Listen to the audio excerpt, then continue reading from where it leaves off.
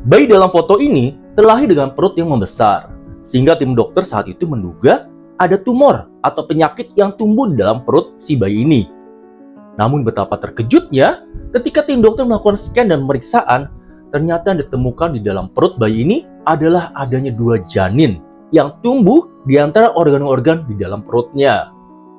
Nah, kasus ini tentu sangat menghebohkan dan menggemparkan, khususnya di dunia kedokteran.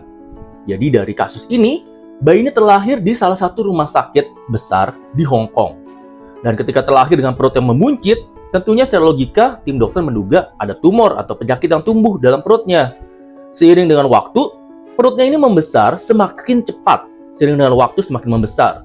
Nah, saat itu akhirnya dokter melakukan scan ke dalam perutnya, dan betapa terkejutnya dan kagetnya semua tim dokter saat itu karena ditemukan ada 2 janin yang tumbuh di dalam perut dari si bayi tersebut. 2 janin ini tumbuh di antara organ, antara hati atau hepar dengan ginjal. Nah, dia tumbuh di antara 2 tersebut dan kedua janin ini tumbuh semakin membesar. Sehingga akhirnya tim dokter harus segera mengambil keputusan cepat untuk melakukan operasi dengan segera. Karena jika dibiarkan kedua bayi atau 2 janin tumbuh dalam bayi ini, maka sang bayi yang menjadi pertama ini terlahir akan meninggal juga karena perutnya tidak kuat untuk menanggung beban bayi yang semakin membesar tersebut.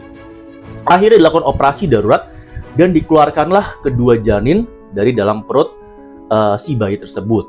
Kedua janin dari USG diprediksi antara usia 6 minggu sampai 8 minggu masing-masing. Nah, kasus ini tentu sangat menghebohkan dan menggemparkan. Namun ada penjelasan logis yang bisa dijelaskan. Jadi menurut dokter di Hong Kong tersebut, kasus ini adalah sebenarnya kasus yang awal mulanya dari calon menjadi kembar.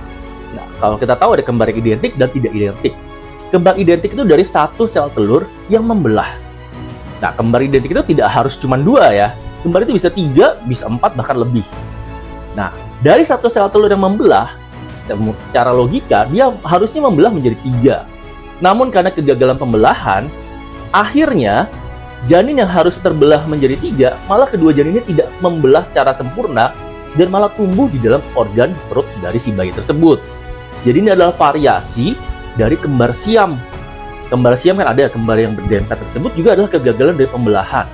Namun kasus ini kegagalan pembelahannya masih di stadium yang awal, sehingga dia kegagalan pembelahan di saat si janin itu masih sangat kecil ukurannya, sehingga akhirnya dia tumbuh di dalam organ-organ saluran di antara